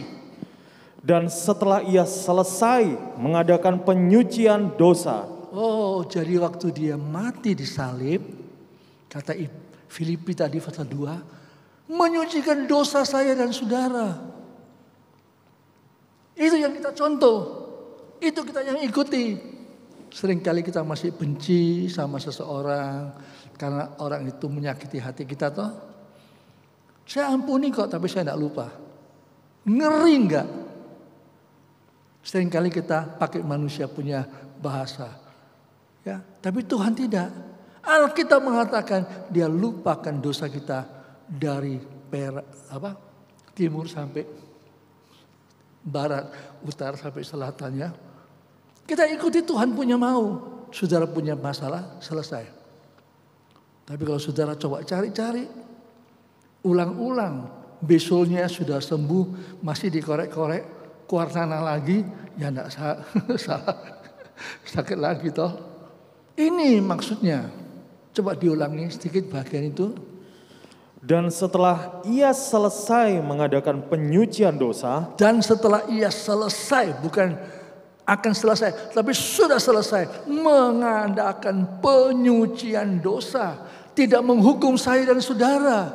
Dia menyucikan dosa saya, dia menyucikan dosa istri saya, dia menyucikan dosa kita dalam-dalamnya dosa itu. Dia selesaikan semua penyucian dosa. Terus Ia duduk di sebelah kanan yang maha besar. Dia duduk di sebelah kanan yang maha besar. Di tempat yang tinggi. Terus kan? Jauh lebih tinggi daripada malaikat-malaikat. Ya. Sama seperti nama yang dikaruniakan kepadanya. Terus? Jauh lebih indah daripada nama mereka. Oh luar biasa kalau kita mau baca lebih jauh. Betapa gemetarnya kita. Betapa takjubnya kita kepada tulisan Ibrani pasal 1 ayat-ayat sedikit saja, tidak usah banyak-banyak. Itu aja menggetarkan hati kita. Aduh Tuhan, terima kasih. Lalu kita dibawa ke sana, duduk di sebelah kanan Allah Bapa. Siapa yang menang akan duduk bersama aku, seperti aku duduk bersama Bapakku. Wahyu pasal yang ketiga. Oh, luar biasa bukan? Teruskan pun. Iya. Jadi intinya bagaimana kita ini memiliki pikiran perasaan Kristus. Itu ditekankan oleh Paulus, mengikut aku itu mengikut ajaranku. Mengikut ajaran. Coba kita akan membaca. Kita akan membaca. Bukan mengagumi Paulusnya, bukan. Gayanya, gaya khotbahnya, Gaya khotbahnya, gaya pegang mic-nya atau gaya apanya, bukan. Karunia Roh itu memberikan kepada kita itu spesifik sesuai dengan kita masing-masing. Dalam pelayanan apa saja. Dalam pelayanan song leader misalnya. Jangan kemudian mencontoh gaya song leader yang lain. Gaya pegang mic-nya, gaya tepuk tangannya, gaya jalannya di mimbar, gaya apanya, enggak. Spesifik. Di dunia saja orang mengatakan be yourself, jadilah seperti dirimu sendiri. Itu dunia yang tidak mengenal kekuatan, kemampuan, kuasa dari Roh Kudus. Apalagi kalau kita ini anak Allah, memiliki Roh Kudus. Maka Tuhan pakai kita sesuai dengan kondisi keadaan kita masing-masing. Kepribadian kita masing-masing. Kelemahan kita masing-masing. Kekurangan kita masing-masing. Jadilah diri kita. Karena yang diikuti adalah ajaran. Mari kita akan membaca. Ajaran. 2 Timotius 3 ayat 10.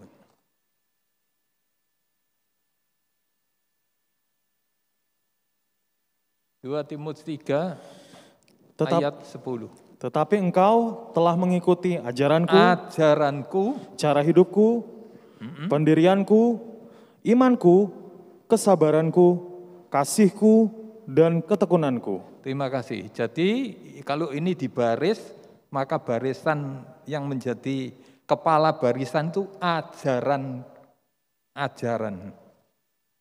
Pikiran dan perasaan yang terdapat dalam Yesus Kristus. Baru kemudian yang lain mengikuti. Karena ajaran inilah maka cara hidupku. Karena ajaran inilah maka pendirianku. Imanku, ajaran itu. Kesabaranku, karena ajaran itu. Kasihku, karena ajaran itu. Ketekunanku, karena ajaran itu. Kepala barisan ajaran. Nah ini yang seringkali luput dari pemahaman kita ketika kemudian kita mengagumi seorang. Bukan ajarannya, bukan kemudian cara hidup. Kalau cara hidup yang dicontoh fisiknya, ya kan? Fisiknya. Wah, Bapak itu kalau pelayanan banyak pakai blazer. Wah, saya juga pakai blazer.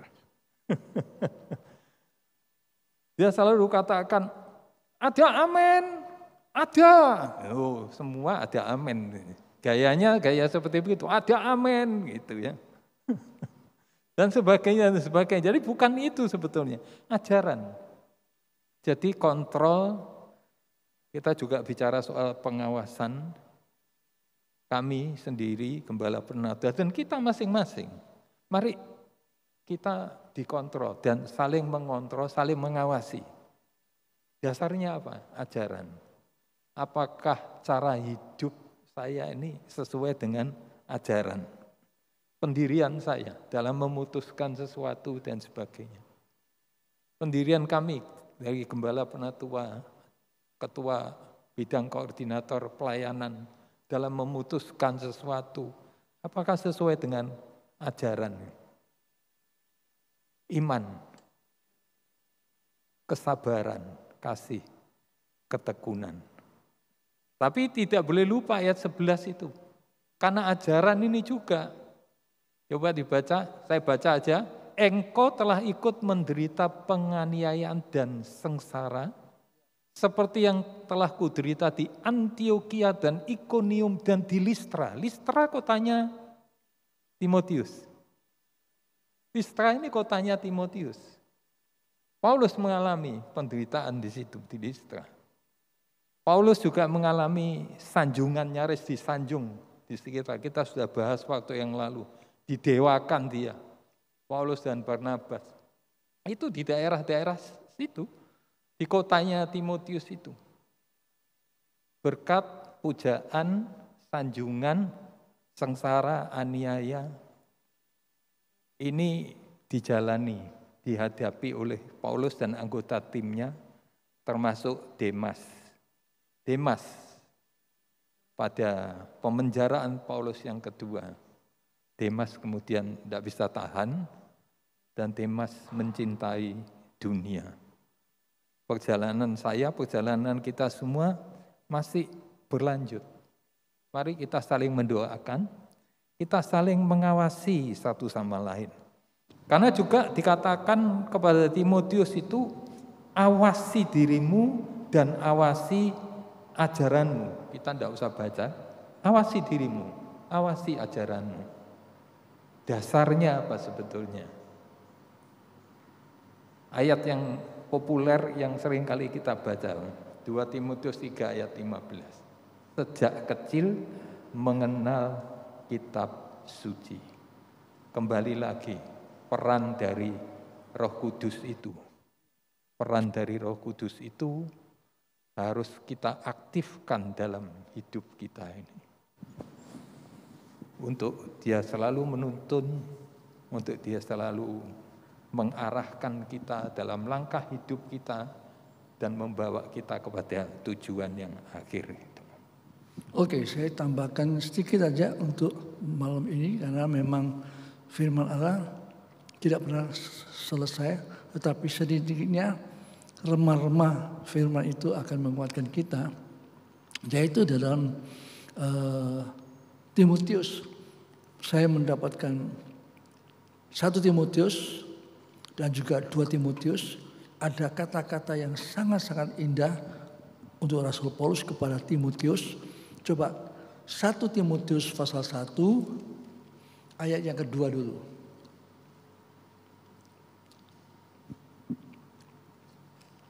Kepada Timotius, anakku yang sah di dalam iman, kasih karunia, rahmat dan damai sejahtera dari Allah Bapa dan Kristus Yesus, Tuhan kita, menyertai engkau. Ya, kita loncat pada ayat 18. Tugas ini kuberikan kepadamu, Timotius anakku, sesuai dengan apa yang telah dinubuatkan tentang dirimu, supaya dikuatkan oleh nubuat itu, engkau memperjuangkan perjuangan yang baik dengan iman dan hati nurani yang murni.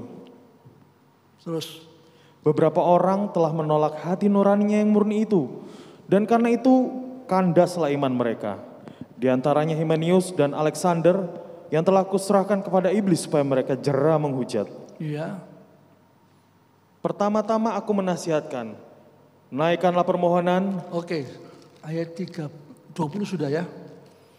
Oke, kemudian sekarang kita baca 1 Timotius pasal 6. 1 Timotius pasal 6 ayat yang ke-20 sampai 20 dan 21. Hai Timotius, peliharalah apa yang telah dipercayakan kepadamu. Hindarilah omongan yang kosong dan yang tidak suci, dan pertentangan-pertentangan yang berasal dari apa yang disebut pengetahuan. Karena ada beberapa orang yang mengajarkannya, dan dengan demikian telah menyimpang dari iman. Kasih karunia menyertai kamu.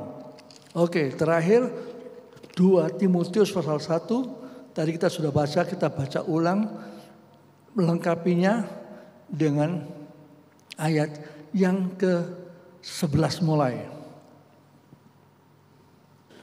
Untuk Injil inilah aku telah ditetapkan sebagai pemberita, sebagai rasul dan sebagai guru.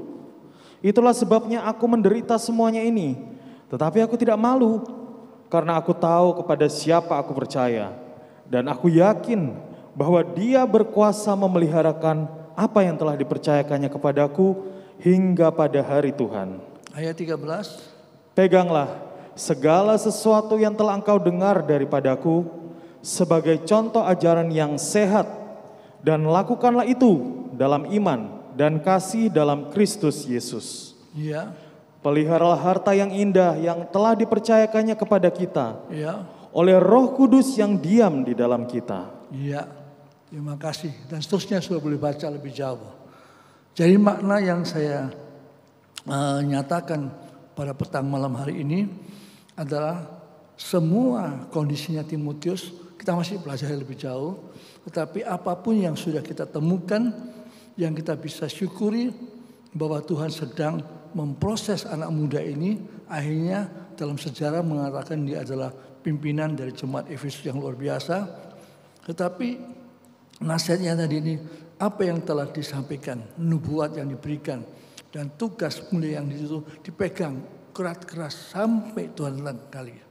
Ini penting sekali. Jadi kita tidak hanya sekedar untuk mengetahui Timotius punya riwayat, tetapi kita mau menerima, mengaminkan, lalu kita pegang erat.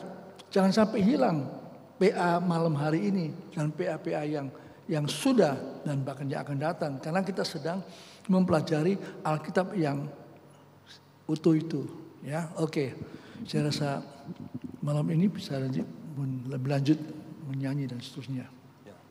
Ya, jadi memang masih begitu banyak, tetapi inilah Roh Kudus membawa kita terus, sehingga pada kesempatan yang akan datang kita tetap akan melanjutkan, dan ada hal-hal yang sangat indah yang akan kita pelajari tentang Timotius ini.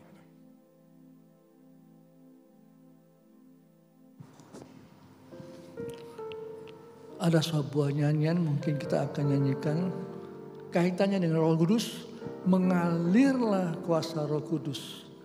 Mari backing vokal menyanyi dengan baik. Kita siapkan diri untuk perjamuan Tuhan.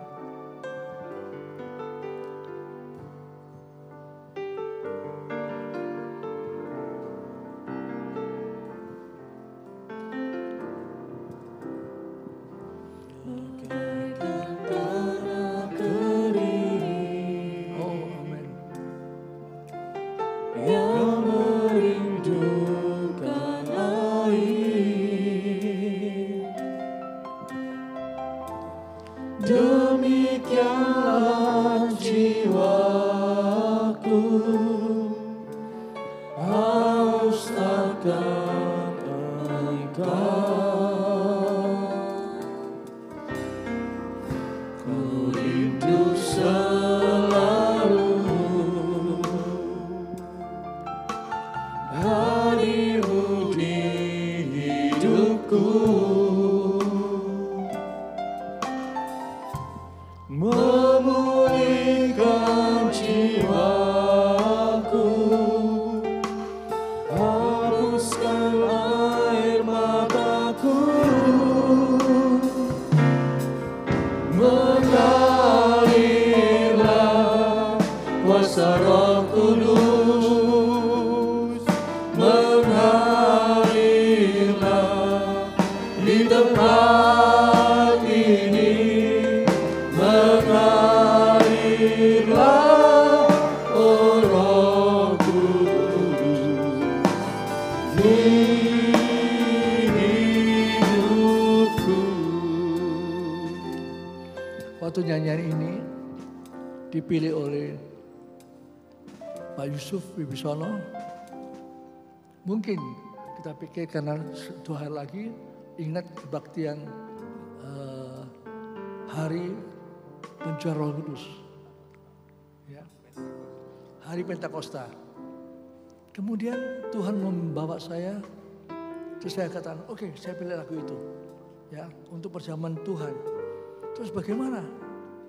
Ternyata waktu saya pulang, waktu itu kita terus merenungkan tadi siang. Gereja mula-mula begitu terima tawaran Petrus bertobat dan dibaptis, 3.000 orang diselamatkan, tentunya dimeteraikan oleh Roh Kudus, langsung ibadah mereka itu sambil memecahkan roti. Langsung, tidak tunggu-tunggu lama lagi, tidak katekisasi lagi, langsung. Luar biasa itu. Sebabnya waktu lagu ini dinyanyikan lagi, hati saya begitu mantap. Kita semua tidak lagi terikat. Karena Roh Kudus itu roh membebaskan, memerdekakan kita. Tidak terikat. Kalau begitu loh, mesti nyanyi lagu ini, mesti model gini, mesti begitu lagi. Tidak. Kita menyanyi sambil kita menyiapkan roti dan anggur. Dan kita akan nyanyikan bagaikan tanah kering yang merindukan air. Silakan backing vokal.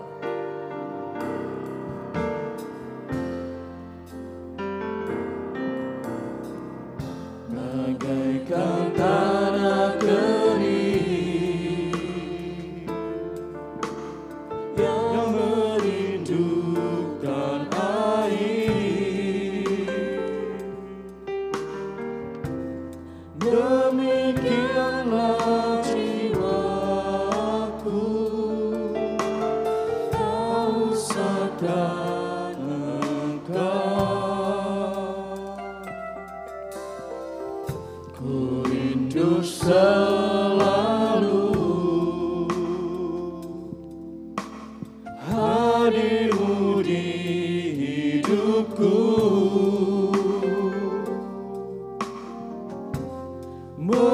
memulihkan jiwaku,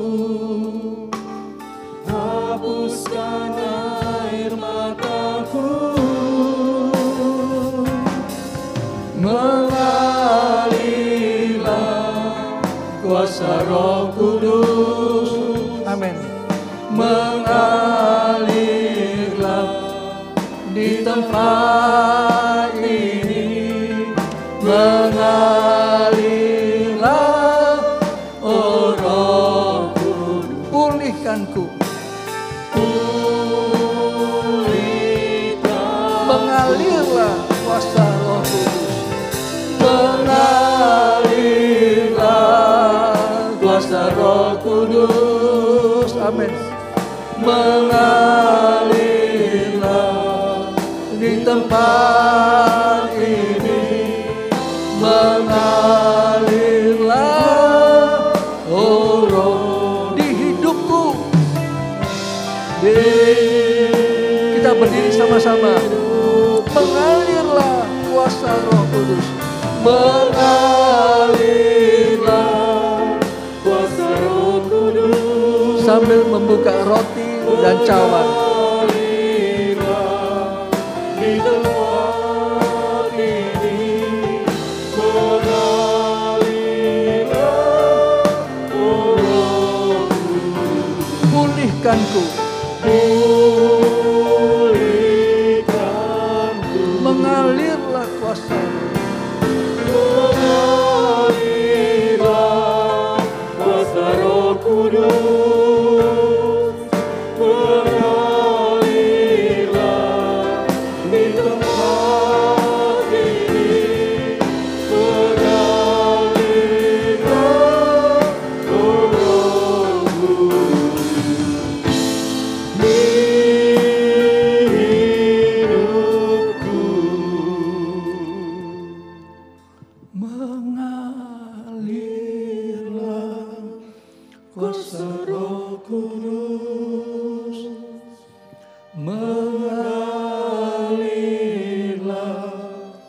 di tempat ini. Amin. Mengalirlah, oh Roh Kudus. Pulihkanku. Pulihkanku. Kor lagi. Angkat roti ini. Mengalirlah kuasa Roh Kudus. Mengalirlah Di tempat ini. Mengalirlah,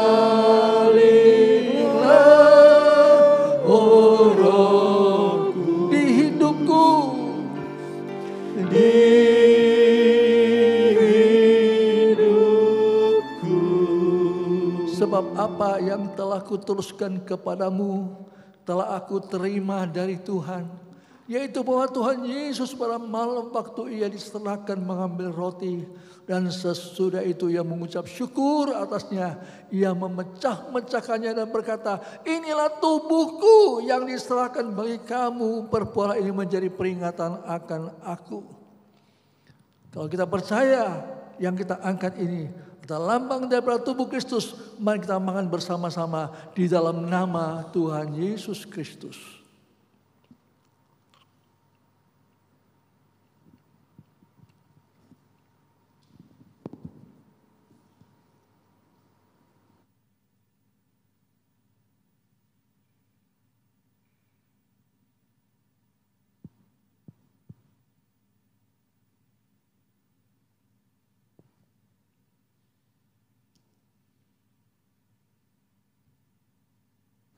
Kita tahan sebentar karena ada yang sulit. Saya punya juga sulit untuk dibuka. Tetapi saya akan coba bisa angkat semua kalau sudah siap. Demikian bunyinya. Demikian juga ia mengambil cawan sesudah makan lalu berkata, cawan ini adalah perjamuan baru yang dimeteraikan oleh darahku. Perbuatlah ini setiap kali kamu meminumnya menjadi peringatan akan aku. Sebab setiap kali kamu makan roti dan minum cawan ini, kamu memberitakan kematian Tuhan sampai ia datang. Kalau kita mengaminkan semua ini, kita minum bersama-sama dalam nama Tuhan Yesus Kristus.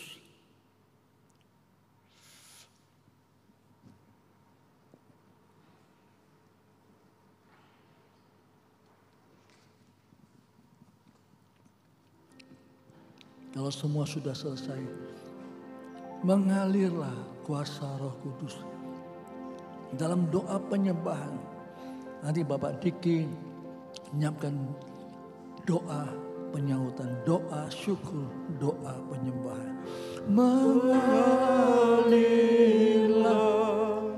kuasa Roh Kudus, mengalirlah di tempat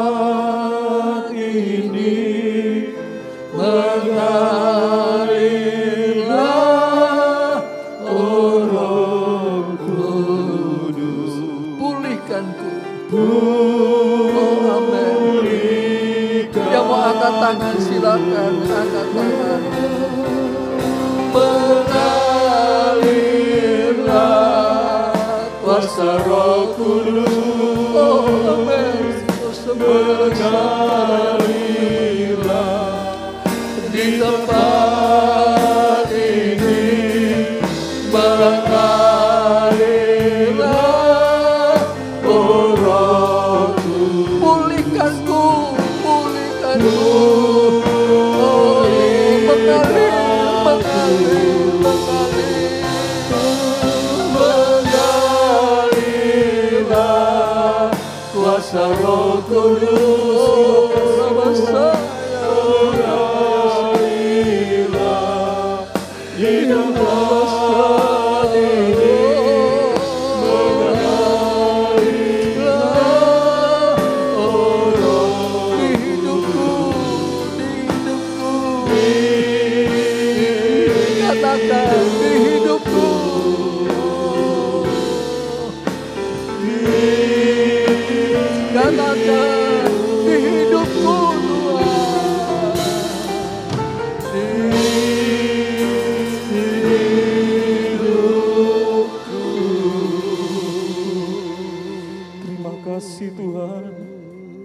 Terima kasih untuk firman-Mu malam hari ini. Tuhan, Engkau sudah menebus kami dengan kuasa darah-Mu. Engkau sudah membeli kami dengan darah-Mu yang mahal, Tuhan. Engkau menuntut diri kami untuk menjadi murid-Mu, Tuhan. Tapi seringkali kami gagal dalam pengikutan kami kepada-Mu, Tuhan. Kami mohon ampun kalau seringkali kami tidak mendengarkan suara Roh-Mu.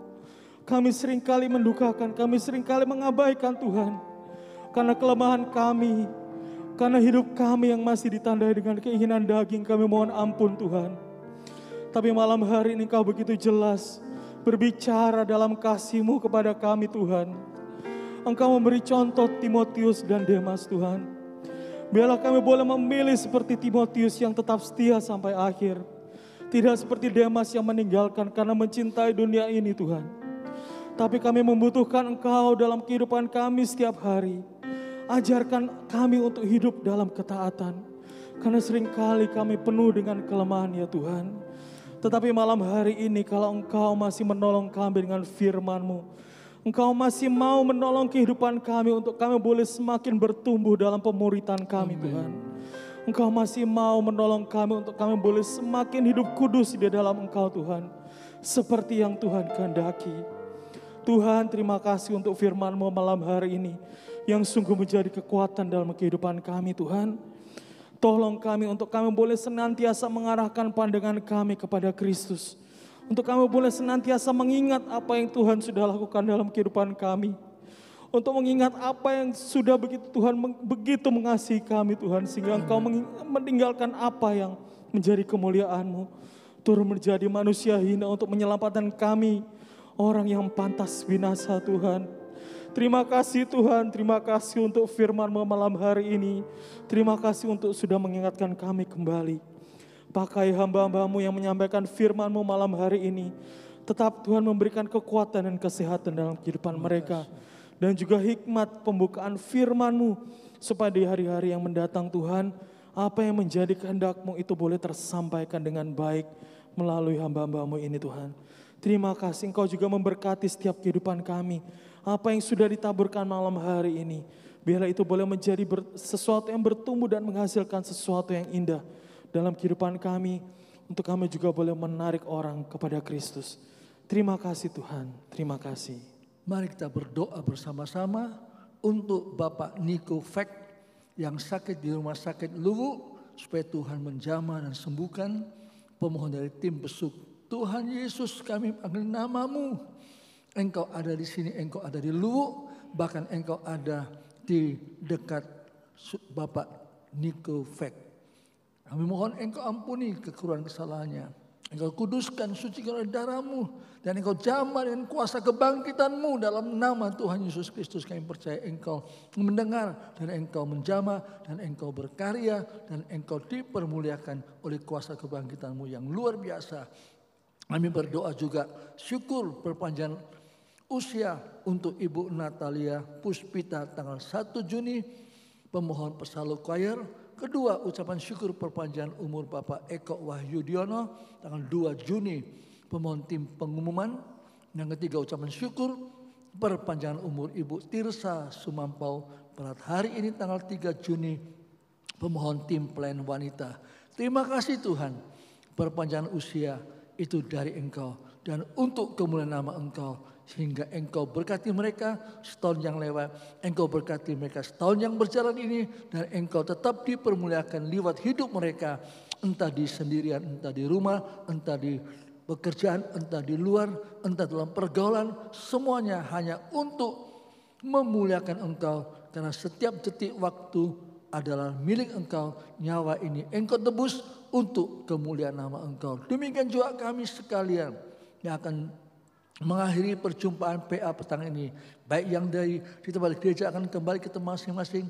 Baik yang di rumah yang juga akan menyelesaikan semua kegiatan yang terkait dalam streaming tadi. Tuhan memberkati. Tidak ada yang terlewatkan.